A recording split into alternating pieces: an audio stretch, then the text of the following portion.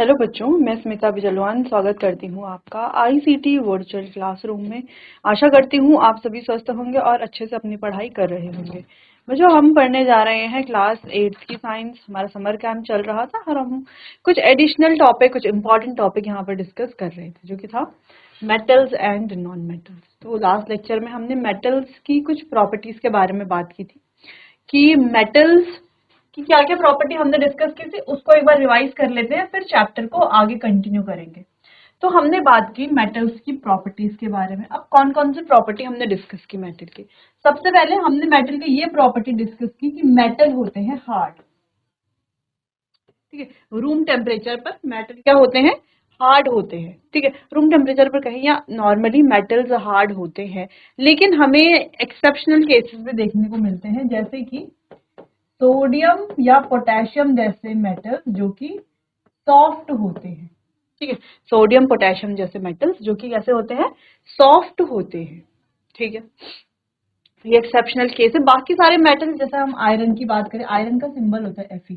ठीक है, निकल की बात करें या जिंक की बात करें, तो ये सारे मेटल्स हार्ड नेचर के होते हैं।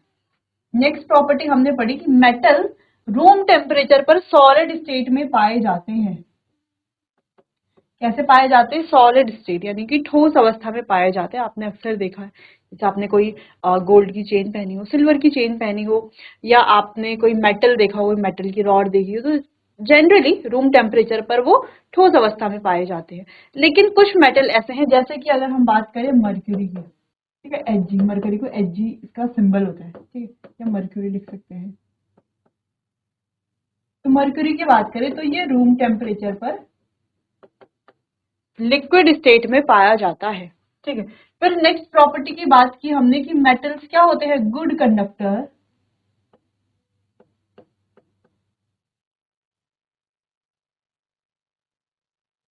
ऑफ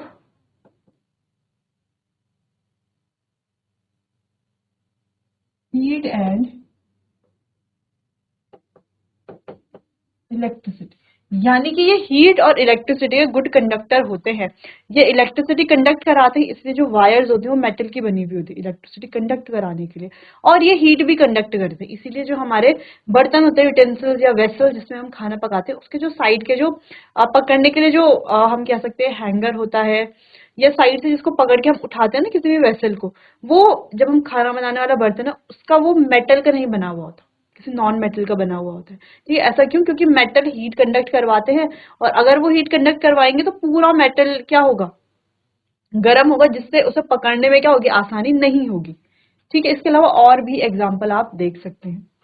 नेक्स्ट हमने प्रॉपर्टी की बात की थी कि मेटल्स कैसे होते हैं? मैलिएबल। मैलिएबल होते हैं। मैलिएबल का मतलब है बच्चों कि उनके पास ये प्रॉपर्टी होती है कि उन्हें हम बीट करके थिन शीट्स में कन्वर्ट कर सकते हैं। जैसे अगर हम सिल्वर की बात करें, एग्जाम्पल क्या है? सिल्वर है। अब सिल्वर हमने देखा है, जैसे हमने मिठाइयों की बात की थी कि मिठाइयों के ऊपर चांदी का वर्क लगाया जाता है, तो वो जो चांदी का वर्क होता है, अगर उसको देखो आप, उसकी जो शीट देखो आप, तो वो बहुत ज्यादा पतली होती है, यहाँ तक कि हम उसको हाथ से अच्छे से पकड़ भी नहीं सकते, वो इजीली ब्रेक हो जाती है। ठीक, तो इसका मतलब क्या है कि मेटल्स इतने वैल्यूएबल होते हैं कि उन्हें थिन शीट्स में कन्वर्ट किया जा सकता है। तो सिल्वर की जैसे शीट है, वैसे हम क्या बना सकते हैं? गोल्ड की भी शीट बना सकते हैं। या आपने अपने घरों में देखा होगा, जब आप टिफिन लेके जाते हो, मम्मी जब टिफिन आपका पैक करती हैं, या आप कहीं भी कुछ भी लेके जाते हो, या मार्केट से आपको कुछ पैक करवा के घर में लेके आना है, तो आप क्या देखते हो कि वो एल्यूमिनियम के फॉइल में आता है। एल्यूमिनियम की या तो शीट होगी, या तो एल्यूमिनियम की फॉइल होगी, जिसमें आप रोटी भी ऐसे पैक करके ले जाते हो। तो वो क्या है? वो एल्यूमिनियम मेटल ही है, और एल्यूमिनियम मेटल को इतना बीट किया जाता है, इतनी हैमरिंग की जाती है उस पर, जो थिन शीट्स में कन्वर्ट हो जाता है। ठीक है, यानी कि मेटल्स काफी मैल्येबल होते हैं, उन्हें थिन शीट्स में कन्वर्ट किया जा सकता है। नेक्स्ट प्रॉपर्टी है, मेटल्स होते हैं डक्टाइल। अभी डक्टाइलिटी क्या प्रॉपर्टी है? डक्टाइल होने का मतलब क्या है कि मेटल को थिन वायर में कन्वर्ट किया जा सकता है। जैसे हम कहें कि 1 ग्राम गोल्ड को लगभग 1 ग्राम गोल्ड से लगभग 2 किलोमीटर लंबी वायर हम बना सकते हैं। तो इतने ज्यादा डक्टाइल मेटल्स होते हैं। अगर हम गोल्ड की बात करें तो गोल्ड सबसे ज्यादा मेलेबल और सबसे ज्यादा डक्टाइल भी होता है। सिल्वर की बात करें तो सिल्वर भी डक्टाइल होता है, मेलेबल भी होता है, लेकिन सिल्वर जो है गुड कंडक्टर ऑफ हीट होता है, गुड कंडक्टर ऑफ इलेक्ट्रिसिटी भी होता है। ठीक है, सारे ही मेटल होते हैं वैसे तो। ठीक है, चलो फिर नेक्स्ट प्रॉपर्टी की हमने बात की थी, प्रॉपर्टी नंबर 6 क्या थी? सोनोरिटी। सोनोरिटी का क्या मतलब है कि मेटल्स होते हैं सोनरस। सोनरस यानी कि वो क्या करते हैं, रिंगिंग साउंड प्रोड्यूस करते हैं। जैसे हमने कहा भी कि आप किसी मेटल पर किसी चीज से मारो, किसी स्टिक से मारो और किसी नॉन मेटल पर मारो, तो आप देखोगे मेटल से ज्यादा तेज और रिंगिंग साउंड प्रोड्यूस होता है। इसीलिए जो स्कूल की बेल्स होती हैं या टेम्पल की बेल्स होती है या जो घुंघरू होते हैं, उन सभी में वो सभी मेटल से बने हुए होते हैं ताकि वो एक रिंगिंग साउंड प्रोड्यूस कर सके। क्लियर है? कोई कंफ्यूजन तो नहीं? तो जैसे आपने अपने घरों में देखा होगा, आपकी मदर्स जो है वो पायल पहनती है तो पायल के छन छन की आवाज आती है। तो उसमें जो घुंघरू होते हैं वो किसके बने हुए हैं? वैसे तो सिल्वर की बनी हुई होती है पायल, है ना, तो वो घुंघरू भी सिल्वर के बने हैं, इसलिए वो बहुत तेज तेज आवाज करते हैं। या कोई डांसर हैं, ठीक है, जो घुंघरू पहन करके डांस करते हैं, तो आप देखते हो उसकी आवाज काफी दूर तक जाती है, उन घुंघरू की आवाज। ठीक है, यहाँ तक कि अगर म्यूजिक भी चल रहा हो, है ना, जैसे कोई डांस करेगा तो म्यूजिक भी चलेगा, म्यूजिक भी चल रहा हो फिर भी घुंघरू की आवाज उससे भी हमें सुनाई देती है। यानी कि मेटल काफी ज्यादा सोनोरस होते हैं। तो आपने अपने स्कूल में ही देखा होगा कि जब बेल बजती है तो अगर आप फर्स्ट फ्लोर पर आप जो है टॉप फ्लोर पर भी हो और बेल जो है नीचे ग्राउंड फ्लोर पर बज रही हो, तो बेल आपको पूरा अच्छे से ऊपर तक सुनाई देती है। ठीक है, चलिए, तो ये थी कुछ मेटल की प्रॉपर्टीज जो हमने अपने लास्ट लेक्चर में डिस्कस करी थी। बाकी इससे आगे चैप्टर को डिस्कस करते हैं। एक बार आगे बढ़ने से पहले आप देख लीजिए जो जो टॉपिक हमने लास्ट लेक्चर में पढ़ लिए थे। पीरियोडिक टेबल के बारे में बात की थी, मेटल्स की प्रॉपर्टीज देखी थी कि वो रूम टेम्परेचर। अच्छा, एक और प्रॉपर्टी हम भूल गए, वो थी लस्टर। यानी कि मेटल क्या होते हैं, शाइनी होते हैं काफी ज्यादा। ठीक है, लस्टर उसको बोला जाता है मेटालिक लस्टर। तो फिर हमने बात की एज यानी कि सिल्वर। सिल्वर क्या है हमारा, बहुत अच्छा कंडक्टर होता है इलेक्ट्रिसिटी का। नेक्स्ट हमने बात की यूजुअली ये हार्ड होते हैं, लेकिन कुछ मेटल जैसे कि सोडियम पोटेशियम ये कैसे होते हैं रूम टेम्परेचर, ये कैसे होते हैं, सॉफ्ट मेटल्स होते हैं। ठीक है, इतने सॉफ्ट होते हैं कि इन्हें नाइफ से भी हम काट सकते हैं, इतने सॉफ्ट ये होते हैं। नेक्स्ट हमने सोनोरिटी की बात की कि मेटल्स सोनोरस होते हैं, रिंगिंग साउंड प्रोड्यूस करते हैं। नेक्स्ट प्रॉपर्टी बात की हमने मैलिएबिलिटी और डक्टाइलिटी की। मेटल्स मैलिएबल भी होते हैं और डक्टाइल भी होते हैं। तो चलिए, फिर हम बात कर रहे थे लास्ट लेक्चर में मेल्टिंग पॉइंट और बॉइलिंग पॉइंट के बारे में। तो मेल्टिंग पॉइंट, बॉइलिंग पॉइंट देखेंगे। तो मेल्टिंग पॉइंट और बॉइलिंग पॉइंट की जब हम बात करते हैं तो हमें ये पता है कि मेटल्स का मेल्टिंग पॉइंट, शॉर्ट में एमपी लिख लेते हैं, हाई होता है और बॉइलिंग पॉइंट भी हाई होता है। ठीक है, लेकिन कुछ मेटल्स ऐसे हैं जैसे कि गैलियम और सीजियम, वो ऐसे मेटल हैं कि वो उनका जो मेल्टिंग बॉइलिंग पॉइंट है वो बहुत ज्यादा कम होता है। ठीक है, इतना कम होता है कि इसे अगर हम अपनी पाम पर रखें यानी कि हथेली पर रखें तो भी ये मेल्ट होना शुरू हो जाएगा। जैसे बर्फ को हम अपनी हथेली पर रखते हैं तो वो मेल्ट होना शुरू होती है ना, तो वैसे ही ये सीजियम और गैलियम भी जैसे ही हम इनको अपनी हथेली में रखते हैं ये मेल्ट होना शुरू हो जाते हैं। यानी कि इनका मेल्टिंग पॉइंट, बॉइलिंग पॉइंट काफी ज्यादा कम होता है। लेकिन अक्सर जो मेटल है, जनरली अगर हम कहें, मेटल्स का मेल्टिंग और बॉइलिंग पॉइंट बहुत ज्यादा हाई होता है। ठीक है, अब क्यों होता है ये आप हायर क्लासेस में पढ़ोगे, थोड़ा सा इंट्रोडक्शन में यहाँ पर दे देती हूँ। देखो बच्चों, जो मेटल्स होते हैं उनके बीच में पाया जाता है मेटालिक बॉन्ड। ठीक है, अब ये मेटालिक बॉन्ड बहुत ज्यादा हार्ड होता है तोड़ने के लिए, यानी कि बहुत ज्यादा मुश्किल होता है इस मेटालिक बॉन्ड को तोड़ना। तो मेल्ट करने के लिए क्या करना पड़ेगा, इन बॉन्ड्स को तोड़ना पड़ेगा, तभी तो कोई चीज मेल्ट होगी, है ना। जैसे अगर हम आइस की बात करते हैं तो स्टेट ऑफ मैटर जब हम पढ़ते हैं बच्चों, तो जैसे हम बोले आइस है, तो आइस कैसे स्टेट में होता है, सॉलिड स्टेट में, यानी कि इसके पार्टिकल्स का अरेंजमेंट इस तरीके से होता है, क्लोजली पैक्ड ये होते हैं आइस के पार्टिकल, है ना, इसलिए इसका एक फिक्स्ड शेप मेंटेन होता है। लेकिन जैसे हम इसको हीट करते हैं, जैसे ही हम इसको हीट करेंगे तो क्या होगा, ये जो पार्टिकल्स है ये एक दूसरे से जुड़े हुए हैं, किस चीज की वजह से जुड़े हुए हैं, इनके बीच में होता है फोर्स ऑफ अट्रैक्शन।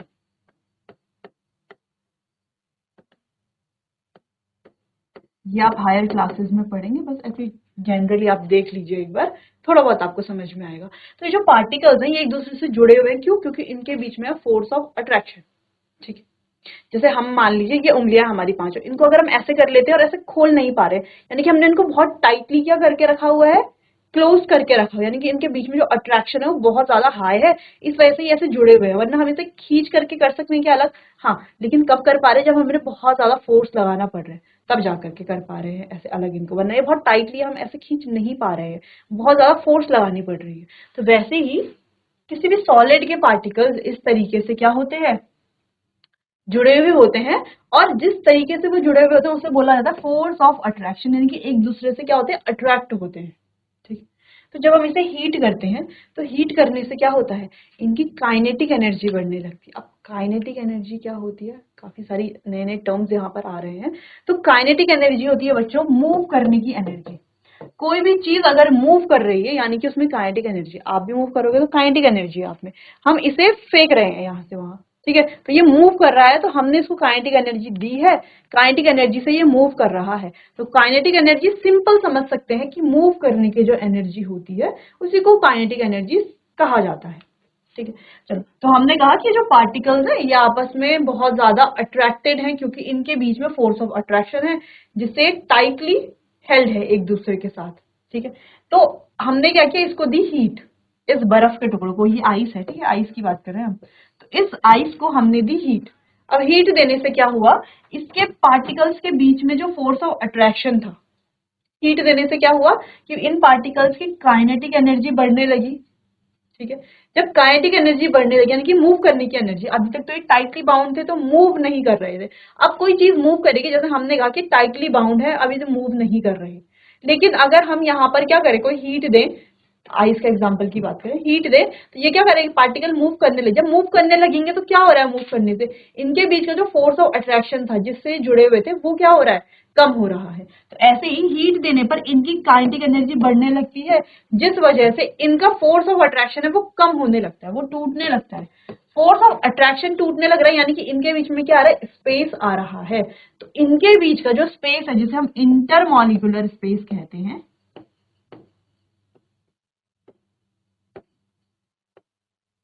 फिलहाल आप केवल स्पेस समझिए, तो इनके बीच का जो स्पेस है वो क्या होने लगता है, बढ़ने लगता है। ठीक है, तो जब स्पेस बढ़ने लगता है तो ये दूर दूर भी जाने लगते हैं, तो धीरे धीरे धीरे धीरे ये सॉलिड स्टेट से लिक्विड में चेंज हो जाते हैं। ठीक है, अब कितनी हीट देनी ये डिपेंड करता है किस तरीके का मैटर है या किस तरीके का सॉलिड है। ठीक है, अगर सॉलिड के पास बहुत ज्यादा फोर्स ऑफ अट्रैक्शन है तो बहुत सारी हीट देनी पड़ेगी। ठीक है, तब जाकर के इसके ये जो बॉन्ड है वो ब्रेक होंगे, स्पेस आएगा इनके बीच में और ये मेल्ट होगा। ठीक है, अगर कोई ज्यादा फोर्स ऑफ अट्रैक्शन से जुड़ा हुआ नहीं है तो उसमें उतनी ज्यादा हीट देने की आवश्यकता नहीं है। तो यहां से क्या समझ में आया कि अगर जितना स्ट्रांगली जो ये सॉलिड स्टेट में ये मैटर है, जितना स्ट्रांगली ये एक दूसरे से जुड़े हुए होंगे यानी कि इनके बीच का फोर्स ऑफ अट्रैक्शन जितना ज्यादा होगा उतनी ही ज्यादा हमें हीट देनी पड़ेगी इसे ब्रेक करने के लिए, है ना। लास्ट में हम क्या कर रहे हैं, ब्रेक ही तो कर रहे हैं, इनके बीच में स्पेस बना रहे हैं जिससे कि ये लिक्विड में चेंज हो रहा है। सेम लिक्विड को भी अगर हम हीट देते रहें, लिक्विड को भी हम हीट देते रहे तो इसके पार्टिकल के बीच में थोड़ा बहुत स्पेस है लेकिन फोर्स ऑफ अट्रैक्शन भी है। अब इसको भी अगर हम बहुत ज्यादा हीट देते रहें तो धीरे धीरे जो थोड़ा बहुत फोर्स ऑफ अट्रैक्शन है इनके बीच में वो बिल्कुल खत्म हो जाएगा और बहुत सारा स्पेस यहाँ पर आ जाएगा पार्टिकल्स के बीच में, और ये पार्टिकल जो है सीधा गैसियस फॉर्म में चेंज हो जाएंगे। ठीक है, तो इस तरीके से तो काम करता है स्टेट ऑफ मैटर। लेकिन हम यहाँ पर किसी मैटर की बात नहीं कर रहे, हम मेटल की बात कर रहे हैं। ठीक है, तो ऐसे ही मेटल्स के बीच में भी इस तरीके से बहुत ज्यादा स्ट्रॉन्ग बॉन्ड्स होते हैं। अब ये जो स्ट्रॉन्ग बॉन्ड है इन्हें ब्रेक करने के लिए यानी कि सिंपल सी बात है मेटल को मेल्ट करने के लिए, तो इन बॉन्ड को ब्रेक करने के लिए हमें बहुत ज्यादा क्या करना पड़ेगा, मेल्टिंग पॉइंट बहुत ज्यादा हाई करना पड़ेगा, तभी जाकर के ये बॉन्ड ब्रेक होगा और तभी जाकर के वो क्या होगा, उसका जो वो जो है मेल्ट होंगे। ठीक है, क्लियर है, थोड़ा बहुत समझ में आया। यानी कि अगर हम कह रहे हैं ये मेटल्स जो हैं इनके मेल्टिंग और बॉइलिंग पॉइंट हाई होते हैं, इसका रीजन हमने देख लिया क्यों हाई होते हैं, क्योंकि ये जो मेटल्स हैं ये बहुत ही ज्यादा स्ट्रॉन्ग फोर्स ऑफ अट्रैक्शन से एक दूसरे से जुड़े हुए होते हैं, जिनको तोड़ने के लिए, इस फोर्स ऑफ अट्रैक्शन को तोड़ने के लिए हमें बहुत ज्यादा क्या देना पड़ता है, मेल्टिंग पॉइंट बढ़ाना पड़ता है, या बॉयल करने के लिए भी बहुत ज्यादा बॉयल करना पड़ता है। जैसे आप घर में कोई भी चीज बॉयल कर रहे हैं मान लो, ठीक है, जैसे आपको आलू यानी कि पोटैटो को बॉईल करना है, आलू मान लो ये आलू है,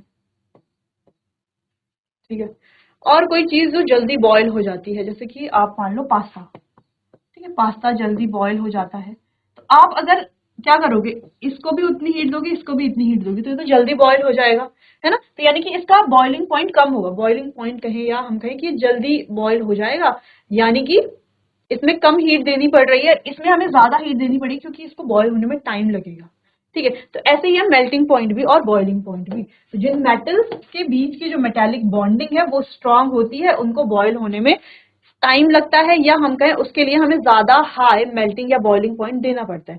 लेकिन जो इजीली क्या हो जाते हैं, जैसे सीजियम और गैलियम है, तो इनको क्या मेल्टिंग बॉइलिंग पॉइंट देना है, इनको क्या ये मेल्टिंग बॉइलिंग पॉइंट देंगे, इनको तो हथेली के ऊपर रखेंगे, यानी कि अपनी पाम के ऊपर हम रखते हैं तो ये ऐसे ही मेल्ट हो जाएंगे। तो इसका मतलब है इनका मेल्टिंग बॉइलिंग पॉइंट बहुत कम होता है, लेकिन जनरली अगर हम मेटल्स की बात करें तो उनका मेल्टिंग और बॉइलिंग पॉइंट बहुत ज्यादा हाई होता है। इसका रीजन अब आपको पता चल गया, थोड़ा बहुत तो पता चल गया, बाकी जब हम हायर क्लासेस में जाएंगे तो वहां पर डिस्कस करेंगे। फिलहाल आपको केवल इतना पता होना चाहिए कि मेटल्स का जनरली मेल्टिंग और बॉइलिंग पॉइंट हाई होता है, कुछ मेटल्स को छोड़ के, कुछ एक्सेप्शनल केसेस को छोड़ करके। इतना क्लियर है, अब इतना आप नोट कर लीजिए।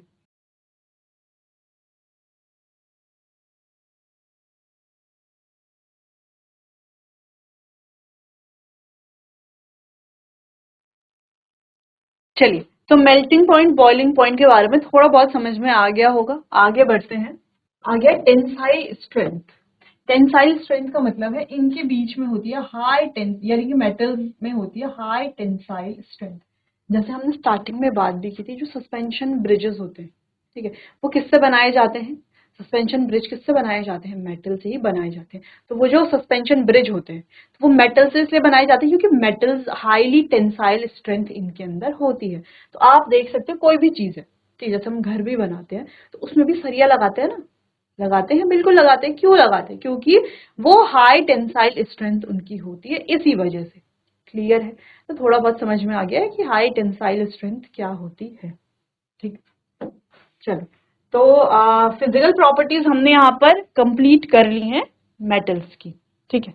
अब क्या फिजिकल प्रॉपर्टी हमने पढ़ी है उसे आप एक बार देख लेते हैं, एक बार रिवाइज कर लेते हैं, ठीक है। पढ़ तो ली है हमने सारी प्रॉपर्टीज, रिवाइज कर लेते हैं, फिर आगे कंटिन्यू करते हैं। नॉन मेटल्स भी अभी हमें पढ़ने हैं। चलो, तो बात करते हैं स्टेट ऑफ एग्जिस्टेंस की। अगर हम स्टेट ऑफ एग्जिस्टेंस की बात करें, यानी कि कौन सी स्टेट में ये एग्जिस्ट करते हैं, तो जनरली ये सॉलिड स्टेट में एग्जिस्ट करते हैं, लेकिन एक्सेप्शन याद रखना है मरकरी का, ठीक है, क्योंकि बहुत इंपॉर्टेंट है। बहुत बार पूछा जाता है कि कौन सा ऐसा मेटल है जो रूम टेम्परेचर पर भी लिक्विड स्टेट में पाया जाता है, तो वो क्या है, मर्क्यूरी है, ठीक है, वो लिक्विड स्टेट में होता है। अच्छा, अब आप कहेंगे सीजियम गैलियम, इनका मेल्टिंग और बॉइलिंग पॉइंट लो होता है, इतना कि हथेली में रखते ही क्या हो जाएंगे, ये मेल्ट हो जाएंगे। लेकिन जनरली अगर हम देखें तो ऐसे थोड़ी ना कि मेल्ट ही स्टेट में पाए जाते हैं, नहीं, ठीक है। चलो, नेक्स्ट बात करते हैं टेंसाइल स्ट्रेंथ। जैसे कि हमने कहा कि मेटल्स में हाई टेंसाइल स्ट्रेंथ पाई जाती है, ठीक है, तो इसी वजह से जैसे हाई सस्पेंशन ब्रिजेस है या कोई भी ऐसी चीज है, स्ट्रेंथ मतलब जहां पर स्ट्रेंथ दिखानी है तो वहां पर मेटल्स का ही यूज किया जाएगा। कंडक्टिविटी, ये इलेक्ट्रिसिटी कंडक्ट करते हैं और हीट भी कंडक्ट करते हैं, तो दो चीजें करते हैं, हीट और इलेक्ट्रिसिटी। तो हीट भी कंडक्ट करते हैं और इलेक्ट्रिसिटी भी कंडक्ट करते हैं। मेटल हार्डनेस की अगर हम बात करें तो मेटल हार्ड होते हैं, लेकिन कुछ मेटल को छोड़ करके जनरली जो हमारे ग्रुप 1 2 के एलिमेंट है वो इतना ज्यादा हार्ड नहीं होते हैं, सॉफ्ट होते हैं। जैसे कि सोडियम है या पोटेशियम है। तो जब हम सोडियम पोटेशियम की बात करते हैं तो ये मेटल तो है, मेटल है और हाईली रिएक्टिव ये होते हैं, ठीक है, हाईली रिएक्टिव मेटल्स हैं, लेकिन सॉफ्ट होते हैं, ठीक है, इतने सॉफ्ट होते हैं कि जैसे सब्जी काटी जाती है चाकू से, वैसे हम इनको भी चाकू से काट सकते हैं। नेक्स्ट बात करते हैं लस्टर। तो मेटल्स में पाया जाता है मेटालिक लस्टर, या हम कहें मेटल्स जो है काफी ज्यादा लस्टरस यानी कि शाइनी होते हैं। तो लस्टर अगर आपको याद रखने में परेशानी होती है, आप इसको रिलेट मतलब इस तरीके से याद कर सकते हो कि लस्टर का मतलब है शाइनी, चमकदार। ठीक है, तो और इसमें आप याद रख लेना गोल्ड, सिल्वर, प्लैटिनम, ये काफी शाइनी होते हैं, काफी चमकदार होते हैं। नेक्स्ट है सोनोरिटी, सोनोरस। क्या होते हैं ये? सोनोरस यानी कि कैसा साउंड प्रोड्यूस करते हैं? Ringing sound. तो मेटल्स रिंगिंग साउंड प्रोड्यूस करते हैं। सोनोरिटी, ठीक है, ये एस नहीं आएगा यहाँ पे, सोनोरिटी देख लेना इसे एक बार स्पेलिंग को।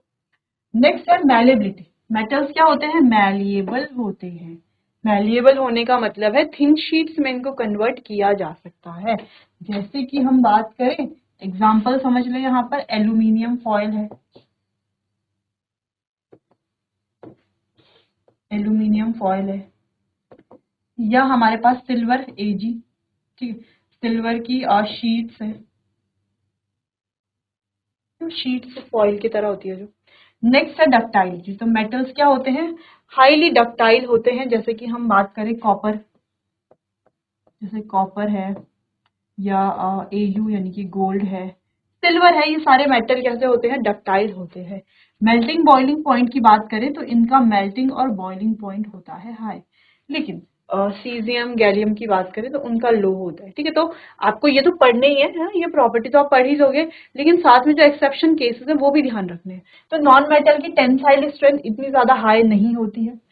एग्जिस्टेंस की बात की जाए तो जनरली ये भी सॉलिड स्टेट में भी पाए जाते हैं, लिक्विड में भी और गैसेस में भी। ठीक है, ब्रोमीन है जैसे, वो लिक्विड स्टेट में पाया जाता है। कंडक्टिविटी की बात करें तो ना तो ये इलेक्ट्रिसिटी कंडक्ट करते हैं, ना ही हीट कंडक्ट करते हैं। लेकिन ग्रेफाइट, ग्रेफाइट भी एक नॉन मेटल है, लेकिन वो एक एक्सेप्शनल केस है, वो वो इलेक्ट्रिसिटी कंडक्ट करता है। ठीक है, हार्डनेस की बात करें तो जनरली हार्ड नहीं होते हैं नॉन मेटल। लस्टरस की बात करें तो नॉन मेटल लस्टरस भी नहीं होते, डल इनका अपीयरेंस होता है। लेकिन एक नॉन मेटल ऐसा है जैसे आयोडीन है, तो वो लस्टरस होता है, जबकि वो नॉन मेटल है। तो कुछ एक्सेप्शनल केसेस भी हैं, अब वो हम आगे पढ़ेंगे, तो अभी शॉर्ट में देख रहे हैं। सोनोरिटी की बात करें तो ये सोनोरस नहीं होते, ना ये मैलिएबल होते, ना डक्टाइल होते। मेल्टिंग बॉइलिंग पॉइंट लो होता है और एलोट्रॉप से बनाते हैं। ठीक है, जैसे कार्बन के 3 एलोट्रॉप्स है जो आप हायर क्लासेस में पढ़ोगे, डायमंड है, ग्रेफाइट है और बकमिंस्टर फुलरीन। तो 3 एलोट्रॉप है कार्बन के, तो ये आप हायर क्लासेस में ही देखेंगे फिलहाल। तो इतना आप नोट कर लीजिए, प्रॉपर्टी में नोट कर लेना इतना। जब हम नॉन मेटल की प्रॉपर्टी लिखेंगे, नॉन मेटल की प्रॉपर्टी पढ़ेंगे, तो वहां पर आपको एग्जैक्ट ये बना लेना। ठीक है, नोट कीजिए इतना।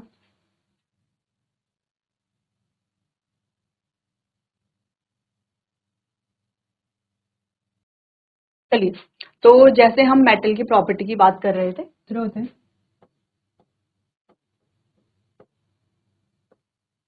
जो कि कार्बन शो करता है, और कार्बन क्या है? एक नॉन मेटल है। ठीक है, बाकी मेटल्स भी एलोट्रॉपी शो करते हैं। आगे बढ़ते हैं और फिजिकल प्रॉपर्टीज को एक बार देख लेते हैं। अगर वहां से आपने नोट नहीं किया तो यहाँ से आप नोट कर सकते हो कि मेटल्स सॉलिड होते हैं, लेकिन मरकरी को छोड़ करके, मरकरी पाया जाता है लिक्विड स्टेट में। नेक्स्ट है metals are hard. Metals hard होते हैं, लेकिन लिथियम, पोटेशियम, सोडियम हमारे alkali metals, alkali earth metals ही हैं। तो ये जो मेटल्स हैं ये जनरली सॉफ्ट होते हैं, हार्ड नहीं होते हैं। Metal have metallic lustre. तो मेटल्स के पास मेटेलिक लस्टर होता है, यानी कि शाइन होती है। मेटल्स आर मैलिएबल, यानी कि शीट्स में इनको कन्वर्ट किया जा सकता है। मेटल्स आर डक्टाइल, यानी कि इनसे वायर बनाई जा सकती है। They can be drawn into wires, तो वायर इनसे बनाई जाती है। नेक्स्ट है metals have high melting point. तो मेटल का जो मेल्टिंग पॉइंट है वो हाई होता है, लेकिन गैलियम सीजियम को छोड़ करके इनका मेल्टिंग पॉइंट कम होता है, यहां तक कि दे में melt in the palm of the hand, यानी कि ये हमारी हथेली पर भी क्या हो सकते हैं? मेल्ट हो सकते हैं, इतना कम इनका मेल्टिंग पॉइंट होता है। They have high boiling point high होता है। गुड कंडक्टर ऑफ हीट और गुड कंडक्टर ऑफ इलेक्ट्रिसिटी। अगर हम बेस्ट कंडक्टर की बात करें तो सिल्वर है, कॉपर है, ये बेस्ट कंडक्टर होते हैं। और पुअर कंडक्टर की बात करें तो लेड है, मर्क्यूरी है, ये पुअर कंडक्टर होते हैं, बेस्ट नहीं होते हैं। और वहीं हम इलेक्ट्रिसिटी की बात करें तो सिल्वर और कॉपर बेस्ट कंडक्टर होते हैं इलेक्ट्रिसिटी के। ठीक है, चलो, तो ज्यादातर जो वायर्स हैं वो कॉपर की ही बनाई जाती है। नेक्स्ट है सोनरस। ये सोनरस होते हैं यानी कि प्रोड्यूस साउंड व्हेन बीटन। जब इनको बीट किया जाता है, पीटा जाता है, तब ये साउंड प्रोड्यूस करते हैं। क्लियर है? चलिए, तो ये कुछ प्रॉपर्टीज है जिनको आपको नोट कर लेना है।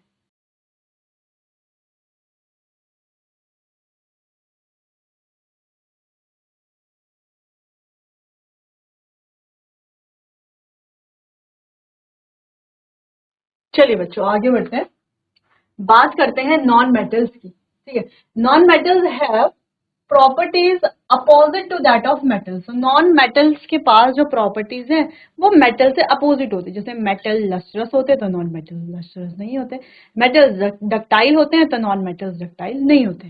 ठीक है, they are neither malleable nor ductile. ना तो ये मैलेबल है ना ही डक्टाइल है।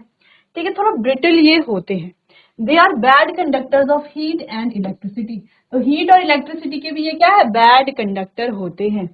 लेकिन ग्रेफाइट की अगर हम बात करें, जैसे कि हमने अभी डिस्कस भी किया था ग्रेफाइट के बारे में, कि ग्रेफाइट क्या है, एक नॉन मेटल है लेकिन फिर भी ये इलेक्ट्रिसिटी कंडक्ट करता है। ग्रेफाइट बच्चों कार्बन का एक एलोट्रॉप है, और जो ये ग्रेफाइट है ये पाया जाता है आपके जो पेंसिल की जो लिड होती है ना उसमें पाया जाता है। ठीक है, इतना आप नोट कीजिए।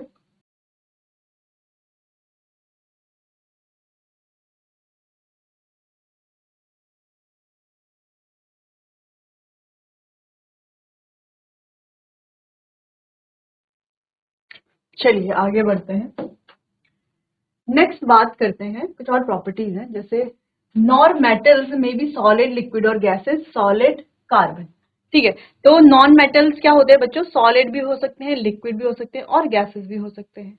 ठीक है, सॉलिड में जैसे कि कार्बन है, सल्फर है, फॉस्फोरस है। लिक्विड की बात करें तो ब्रोमीन, और ये इंपॉर्टेंट है कि कौन सा नॉन मेटल लिक्विड होता है।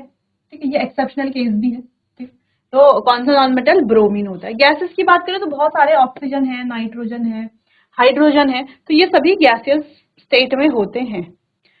अगला, non metals are soft. Non metals soft होते हैं, लेकिन जो हार्डेस्ट नोन सब्सटेंस है वो है डायमंड, और डायमंड भी एक नॉन मेटल है। तो क्या हम कह सकते हैं कि नॉन मेटल हार्ड होते हैं? नहीं, नॉन मेटल सॉफ्ट ही होते हैं मेटल के कंपैरिजन में, लेकिन डायमंड एक एक्सेप्शनल केस है जो हार्डेस्ट होता है। Non metals do not have lustre. तो नॉन मेटल का कोई लस्टर यानी कि चमक, शाइन इनमें नहीं होती। लेकिन अगर हम आयोडीन की बात करते हैं तो आयोडीन भी चमकदार होते हैं। अब आप कहोगे डायमंड भी तो चमकदार है, तो डायमंड वैसी चमक नहीं शो करता, तो रिफ्लेक्शन शो करता है।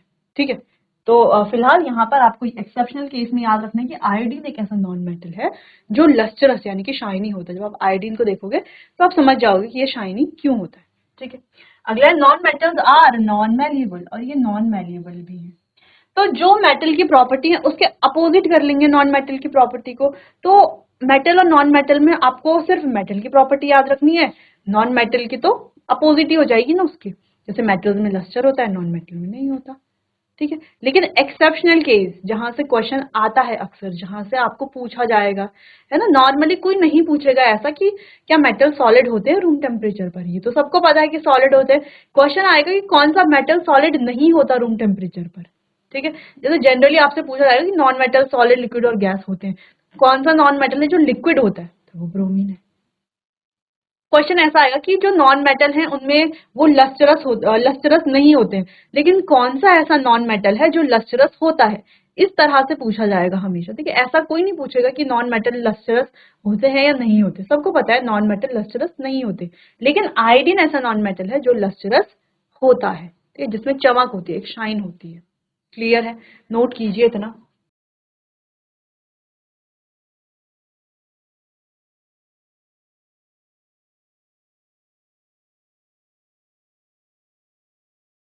चलिए, तो इतना समझ में आ गया, इन प्रॉपर्टीज को हमने डिस्कस कर लिया है। ठीक है, तो जैसे हमने बात की कि नॉन मेटल्स के बारे में आपको याद रखना है, लिक्विड कौन है, ब्रोमीन। बाकी गैस तो आपको पता है ना, ऑक्सीजन, नाइट्रोजन, हाइड्रोजन, ये सब गैस होते हैं। और सॉलिड की बात करें तो कार्बन है, सल्फर है, फॉस्फोरस है, ये सारे ही सॉलिड स्टेट में पाए जाते हैं। याद रखना है लिक्विड स्टेट को, ऐसे तो सारे याद रखने हैं। फिर हमने कहा कि नॉन मेटल सॉफ्ट होते हैं, लेकिन ऐसा नॉन मेटल जो सबसे ज्यादा हार्ड होता है, हार्डेस्ट जिसको हम कह सकते हैं वो है डायमंड। ठीक है, लस्टर की बात करें कि नॉन मेटल्स जो है उनमें लस्टर नहीं होता, लेकिन आयोडीन में लस्टर होता है। देखो डायमंड में दिख रहा है लस्टर, थोड़ा बहुत लस्टर इसमें होता है, लेकिन ये हाईली रिफ्लेक्टिव भी होता है। ठीक है, चलिए नेक्स्ट हमने पढ़ा था कि मेटल्स क्या होते हैं, नॉन मैलिएबल होते हैं, ना ही ये डक्टाइल होते हैं। ना तो मैलिएबल है, यहाँ पर कोई एक्सेप्शन नहीं है, ना तो मैलिएबल है ना डक्टाइल है। ठीक, आगे बढ़ते हैं। कुछ और प्रॉपर्टीज है, non metals are not ductile, ना तो ये डक्टाइल है। Non metals have low melting point and low boiling point, तो इनका जो मेल्टिंग पॉइंट है और बॉइलिंग पॉइंट है वो भी लो होता है। Non metals are bad conductors of heat and electricity, तो ये बैड कंडक्टर ऑफ हीट है, बैड कंडक्टर ऑफ इलेक्ट्रिसिटी है, लेकिन ग्रेफाइट को छोड़कर, एक्सेप्ट ग्रेफाइट। तो ग्रेफाइट क्या करता है, इलेक्ट्रिसिटी कंडक्ट करता है। किन चीजों में ग्रेफाइट का यूज किया जाता है। ठीक है, तो ग्रेफाइट इलेक्ट्रिसिटी कंडक्ट करता है, हालांकि ये एक नॉन मेटल है, तो इसीलिए ये एक इंपॉर्टेंट केस भी बन जाता है। तो ये वाला पॉइंट काफी इंपॉर्टेंट है, आपको जरूर इसको ध्यान रखना है, क्योंकि मेटल तो सारे इलेक्ट्रिसिटी कंडक्ट कर रहे हैं, हाँ कुछ गुड कंडक्टर है, कुछ पुअर कंडक्टर भी है। ठीक है, लेकिन नॉन मेटल्स तो क्या है, बैड कंडक्टर होते हैं, लेकिन ग्रेफाइट को छोड़ करके। ठीक है, non metals are not sonorous, और नॉन मेटल्स सोनरस भी नहीं होते, यानी कि कोई रिंगिंग साउंड या कोई ऐसा साउंड ये प्रोड्यूस नहीं करते हैं जैसे मेटल्स करते हैं। इसीलिए जो बेल्स होती हैं वो मेटल की बनाई जाती है, ना कि प्लास्टिक की। अगर प्लास्टिक की बेल हो, है ना, जैसे बच्चों के जो टॉयज आते हैं तो उसमें रहती है प्लास्टिक की बेल्स, तो आप कभी उनको बजाओ तो आप देखोगे कि उनसे कोई इतना ज्यादा कुछ खास साउंड प्रोड्यूस नहीं होता, तो वो एक डल साउंड प्रोड्यूस करते हैं। नोट कीजिए इतना।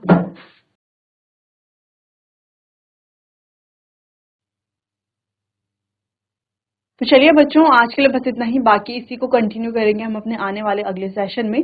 तब तक के लिए आपका बहुत बहुत धन्यवाद।